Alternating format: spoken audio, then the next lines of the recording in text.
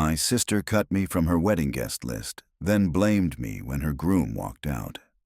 After everything I did for her, she told me I was a tough cut, so I booked a beachfront suite and watched her wedding implode from paradise. Then she dared to say, I ruined it. Before we dive into the full chaos, don't forget to hit that subscribe button and drop a comment. Was I wrong for walking away?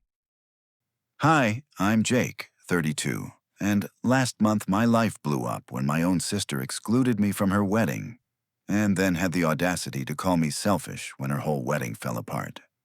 Now, I know what you're thinking. There's got to be more to it, right? Maybe there was drama. Maybe I said something unforgivable. Maybe she had a small, intimate ceremony and had to keep it tight. Nope. I was her big brother. I helped her get over every loser she dated. I covered her rent when she got fired. I drove 3 hours at midnight to pick her up when her car broke down in the middle of nowhere. And still, I got the message. Tough cuts. Hope you understand. Love you. Love me? You cut your own brother like I was an extra in your life. I wasn't a tough cut. I was deliberately removed. I didn't scream. I didn't even text her back. I booked a trip. A first-class, no kids, beachfront suite type of trip. And while she was posing with bridesmaids and pretending I didn't exist, I was sipping mimosas in the Caribbean, soaking in the sun like a man with zero responsibilities and zero regrets, until the calls started, one by one. At first, I thought maybe someone had died, but nope. Emily's wedding had exploded, and suddenly, guess who they needed? Yeah, me. So there I was, sprawled out under a palm tree with a cold drink in my hand, watching the waves crash just feet away when my phone buzzed. Then again, and again. At first, I figured it was more likes on the photo I posted, me in a beach chair, sunglasses on, with the caption, "Guess I got cut from the guest list, but I think I'll survive." Petty, maybe. But after being tossed aside like a door prize, I thought it was well-deserved. But then I noticed the names blowing up my phone. Mom, Cousin Jake, Uncle Rob, Emily, all of them. Text after text piling in like a bad group project. The best one was from my mom. "Jake, please call me. It's an emergency." Now let's rewind. Just 3 days earlier, she told me I was overreacting for being hurt I wasn't invited. "It's just a wedding," she'd said. Like I'd gotten upset over being left out of a pizza night, not my sister's wedding. And now, I was the one they needed. Out of sheer curiosity, I opened one from Cousin Jake. "Dude, you are not going to believe what just happened." That's when it started to unravel. I called him. I know, I should have stayed silent. But come on, I had to hear it. The moment he picked up, I heard shouting in the background. He hissed into the phone like he was hiding in a bathroom. "Bro, the groom left." Like, straight up walked out of the reception. I nearly dropped my coconut drink. "You're messing with me," I said. No, man. It was insane. He and Emily had this blow-up argument. Something about her always being the victim or dragging her drama into everything. And then, bam, he just walked out. Left her crying in her dress while everyone stood there frozen. I blinked. "You're telling me Emily's dream wedding collapsed because of Emily?" Jake exhaled. "It gets worse. Dad and Uncle Rob got into it. Grandma cried. The venue cut the bar early. It's a complete disaster." I leaned back in my chair, stared out at the water, and smiled. That was the first moment I realized. I wasn't just on a vacation. I was on a victory tour. By the time I finished hearing about the wedding's implosion, I was howling. Full-on belly laughing under a palm tree like I was watching the season finale of some absurd family soap opera. A couple of few chairs over gave me a weird look, probably assuming I'd had too many mimosas. And, honestly, they weren't wrong. Jake was still whispering through the phone like he was giving me government secrets. Dude, I swear on my life. The guy stood up at the reception, told Emily she was toxic, said he should have listened to his mom, and just walked out. Left his own wedding. I sat up straight, trying not to spill my drink. "He said she was toxic." "Verbatim," Jake said. barely holding back his laughter. Then he grabbed his coat, muttered something about peace of mind, and dipped. Everyone thought it was a joke, but 20 minutes later, the groomsman realized he took his passport and wallet. Guy vanished. I couldn't stop grinning. I leaned back into the sun lounger and crossed one ankle over the other. "Tell me more."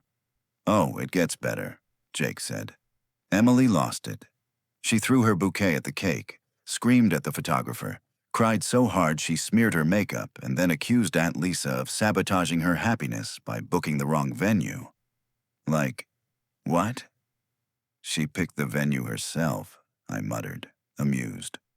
"Yup," Jake said. "And you know what really set her off?" I raised an eyebrow, even though he couldn't see me. "What?" "She saw your Instagram post." I nearly spit out my drink. "Wait, the one with the beach and the 'guess I got cut from the guest list' caption?" "Yep." Her bridesmaid showed it to her as a joke, and she lost her mind. Started screaming that you were mocking her, that you ruined her wedding on purpose by not showing up and being the family buffer like you always are. I blinked. So, let me get this straight.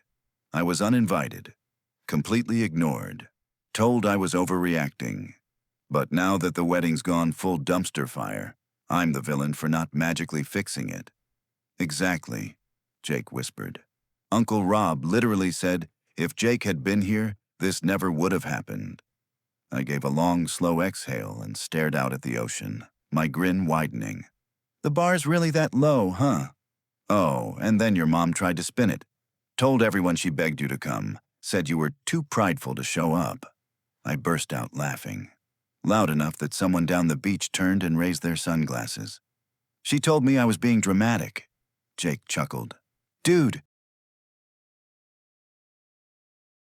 They're rewriting the whole week, like it's some Greek tragedy starring you as the villain. That's when the messages started coming in. Voicemails, texts, photos of Emily sitting in her ruined wedding dress looking like a tear-streaked ghost of herself. One message read, "Please, I need you. You're my brother." That's when I snapped a photo of my drink, the sun setting behind me in an explosion of orange and pink, and I replied, "Sorry, I'm a little busy enjoying my overreaction. Hope the wedding was fun." Then I blocked her, blocked my mom too, and, as a precautionary measure, I blocked Jake. Not because he deserved it, he was the only one being honest, but because I knew how this family operated. Sooner or later, they'd pressure him to rope me back in. I put my phone down, flagged the bartender, and ordered something extra tropical with a ridiculous umbrella in it. This wasn't just a vacation anymore. This was a full-blown sabbatical from dysfunction, a well-earned retreat from being the family's emotional janitor. And for the first time in years, I felt free. The next morning, I woke up to a soft breeze rolling in from the balcony, sunlight stretching across the bed like warm honey. I didn't rush to check my phone. I didn't have to. For the first time in a long time, I didn't feel like I was holding up a crumbling foundation of people who couldn't manage their own chaos. I ordered room service. Pancakes, fresh pineapple, the most perfectly crisp bacon I'd ever had, and coffee that practically restructured my entire concept of breakfast. I ate it on the balcony in a bathrobe, staring at the sea, feeling like a king. Eventually, curiosity got the better of me. I turned on my phone. Big mistake. Even with most of them blocked, I had 27 missed calls and a flood of new messages, many from unknown numbers, which, if I had to guess, were borrowed phones from family members trying to sneak past the block like emotional hackers. Voicemails, too. I pressed play on the first one, knowing I'd regret it. Mom's voice, frantic and sharp. "I don't know what you think you're doing, but this isn't the time for one of your tantrums. Your sister is devastated. This family needs to stick together right now." I laughed bitterly and hit delete. Second voicemail, Emily, sniffling. "I don't understand why you're doing this. You're my brother. I need you. Please just call me back." Delete. The third one actually made me laugh out loud. Jake, whispering again like he was recording it from a bunker. "Dude, Mom and Aunt Lisa are planning to show up at your apartment when you get back. Just a heads up.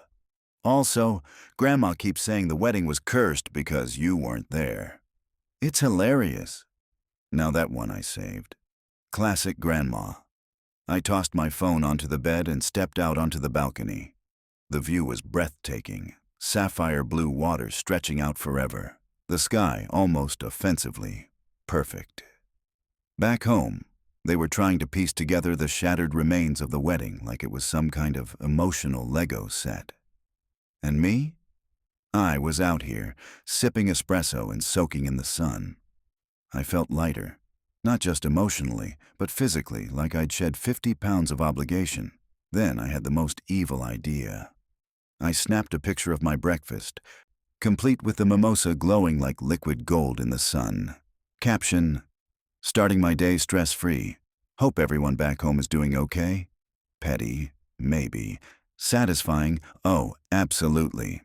Then, just for sport, I scrolled through my blocked messages. Saw all the attempts they made to reach me, all the frantic scrambling. I didn't respond to any of them. They'd left me out. Now they could figure out how to fix things without me. I grabbed another mimosa, dropped into a shaded cabana by the pool, and reclined so far back I thought I might melt into the cushions. For once, I wasn't someone's plan B, their emergency fixer, the go-to emotional band-aid. I was on my own island, literally and metaphorically, and I had zero plans to come back. I was halfway through my second drink, lazily swaying in the hammock I'd claimed like a seasoned pirate, when my phone vibrated again. I groaned. I'd turned off all notifications except for one person, Cousin Melissa, the only family member who still operated with some shred of common sense. Her message was simple. "Melissa, okay, I know you're mad, and honestly, you deserve to be. But you have to hear what happened after the wedding. Call me. You're gonna love this." That got my attention. Now, Melissa doesn't exaggerate. She doesn't beg. And she definitely doesn't tell me to call unless it's something worth burning 5 minutes of Caribbean bliss. So, against my better judgment, I hit call. She picked up immediately, almost breathless. "Oh my God, you're actually calling. Okay, are you sitting down?" I looked around my private cabana, complete with ceiling fan, fresh fruit platter, and an ocean view. "Melissa, I could not be more prepared for whatever you're about to tell me." "Okay, so, after the groom pulled a full Houdini and disappeared, Emily went nuclear. And I don't mean like crying in a corner. I mean screaming, throwing her bouquet at the DJ, then launching her heels across the dance floor." I choked on my drink. "The DJ? Oh yeah, blamed him for playing Happy by Pharrell too early. Said it cursed the mood." "Wow," I said. "Definitely the DJ's fault and not, say, her own behavior." Melissa laughed. "Wait, it gets better. Aunt Lisa tried to calm her down. Mistake number 1. She told Emily, maybe this wouldn't have happened if Jake had been here." I sat up. "Wait, what?" "Yup, she said it in front of everyone. And of course, your mom lost it. Started shouting that Lisa was being unfair, that Emily was going through a traumatic event and needed support, not blame." I blinked. "They're fighting now?" "Oh yeah, full verbal brawl." Meanwhile, Grandma stands up Jake, and goes, "This whole wedding was doomed the second Emily decided to exclude her own brother." I howled. "Grandma said that?" "She did. Right into a glass of rosé, like she was giving a toast. I nearly passed out." I was wheezing. This was pure gold. My absence wasn't just noticed. It was being turned into a mythical turning point, like I was the missing talisman in a cursed fairy tale. "And then?" I asked, sipping slowly now, just to pace myself. Melissa exhaled. "Your mom tried calling the groom's mom to smooth things over, and the woman straight up said, 'This is your mess now.'" I laughed so hard I had to set my drink down before I spilled it. "Melissa, are you kidding me?" Wish I were. Last I saw Emily, she was crying into the guest book and shouting about how she's been betrayed by everyone. I leaned back into the hammock, grinning like a villain in a soap opera. So what's the plan now? She's still trying to pretend the wedding's salvageable? She said she's going to fix it, whatever that means, Melissa said. But let's be honest. You don't come back from a public humiliation like that with a quick, oops. No, I said, sighing contentedly. You don't? There was a long pause on the line. You okay, Jake? She asked. I looked out at the ocean. I could hear waves crashing. Smell the salt in the air. Taste victory in my cocktail. I'm great, actually. Melissa chuckled. Just thought you'd appreciate knowing karma did its job. I do, I said, raising my glass. To karma and to cabanas. The day after my call with Melissa felt like I'd stepped into a different dimension. A better one. A corrected one. My mornings no longer began with family guilt, chaos, or panicked phone calls about who was mad at whom and why it was somehow my job to fix it. No. That morning, I woke up to the sound of soft waves lapping at the shore outside my balcony and the smell of fresh mango and brewed espresso arriving at my door. I didn't rush to check my phone. In fact, I left it face down on the dresser, like a wild man. I took my time stretching, showering, and putting on the most outrageously comfortable linen shirt I owned. I looked like a rich man in a divorce commercial. I loved it. Then, around midday, curiosity got the better of me. I glanced at my phone, expecting maybe a few leftover messages from Melissa or random group texts I hadn't seen. What I wasn't expecting was the notification preview from Melissa that said, Melissa, heads up. Your mom is trying to gather the family for a discussion when you get back. Some sort of peace circle, just warning you. I blinked at the message. A family discussion. Of course. The classic guilt circle. First comes the silence, then the panic, then the heavy messaging phase where everyone forgets their role in the original offense, and it somehow becomes your fault for not moving past it. They would call it a family meeting, but let's be honest. It would be me, in a room, getting pressured into smoothing things over for Emily so she could feel better about herself without actually apologizing. I wasn't interested. I took a slow sip from my coconut drink, then replied, Me, thanks for the warning, but I won't be there. 3 dots. Melissa was already typing. Melissa. Wait, what do you mean? I chuckled. Oh, sweet cousin, you know what I mean. Me. I mean, I'm not coming back, not anytime soon. I just extended my trip. They wanted to cut me out. Okay, I'm cutting myself off altogether. Melissa took a second before responding, and when she did, I could practically hear her amused little snort through the screen. Melissa. Okay, that's iconic. Tell me everything when you get back, or if you come back, LOL. I laughed, set the phone down, and opened my laptop. 3 clicks. That's all it took to extend my trip by a full week. Another week in the Caribbean, another 7 days of sleeping in, spa treatments, ocean swims, and cocktails brought to me by a man named Luis, who always added extra pineapple. This wasn't a petty move. This wasn't revenge. This was clarity. They excluded me without blinking. And now they expected me to come back and mediate their disaster? Nah. They wanted a wedding without me. They got one. And now they could clean up the mess without me, too. But just for fun, just for that little indulgent thrill, I composed one last text. I sent it to the only group chat I hadn't torched yet. Mom, Emily. Me. Oh, so now you want me around? Sorry, I'm too busy enjoying my overreaction. Have fun cleaning up your own messes. Then, with the deepest satisfaction I'd felt in years, I blocked them. Again. But this time, it wasn't angry. It was peaceful, like locking a door I never planned to walk through again. I slipped on my sunglasses, grabbed my towel, and made my way down to the beach. The sand was warm and soft beneath my feet. The waves were gentle. The sun kissed my skin, and I let it.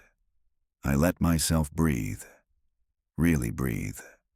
The kind of deep, soul-cleansing breath you forget you're capable of when you've spent your whole life prioritizing everyone but yourself.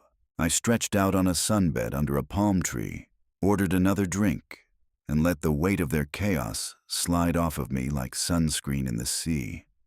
I had no regrets, no guilt, and for the first time ever, I didn't want to go home. The final morning of my extended trip started like every other one. Sunlight spilling over the water, the sound of seagulls echoing faintly in the distance, and the smell of salt and coffee drifting into my room. But this time, it felt different. Not like the end of a vacation, more like the start of a new chapter. I'd been in paradise long enough to detox from my family's noise. My brain wasn't constantly replaying their words anymore, trying to decode every emotional manipulation. The phrase, "you're overreacting," no longer stung. It made me laugh. Because what they'd called an overreaction had been the healthiest decision I'd made in years.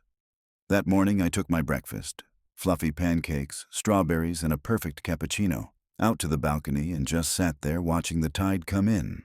My phone sat silent on the table, its screen blank. Peaceful.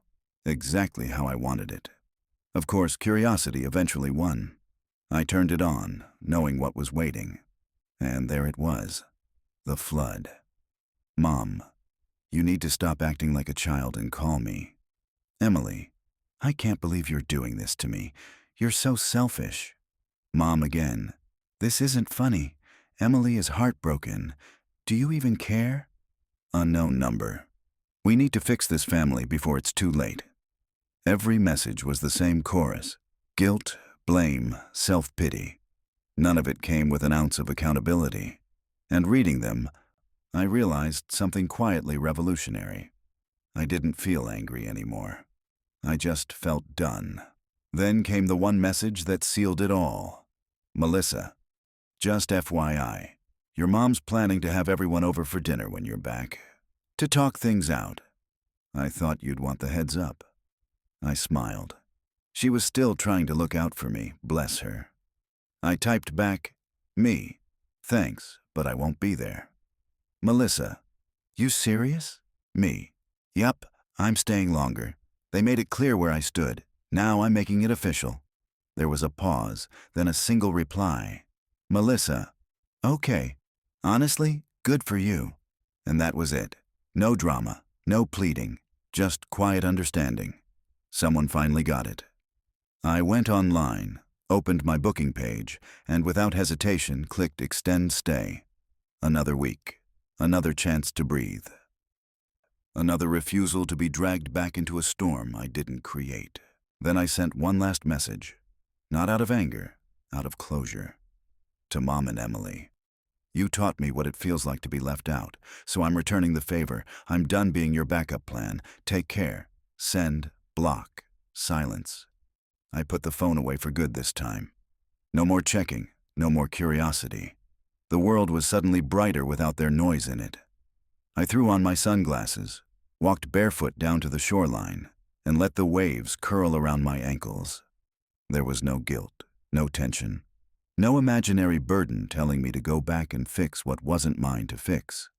Just the steady rhythm of the ocean and the freedom that comes with finally choosing yourself. As I stood there, watching the horizon burn gold in the morning light, I thought about everything that had happened. The uninvite, the guilt, the chaos, the collapse. It had all led me here, alone, but not lonely, at peace, but not passive, free, and fully myself. For years, I'd been the one holding my family together while they chipped away at me piece by piece. They called it love. I called it exhaustion. But now, I finally understood. Love without respect isn't family. It's servitude. So I raised my last cocktail of the trip to the open sea and whispered, "Here's to overreacting." Then I smiled, took a sip, and let the waves erase every trace of who I used to be.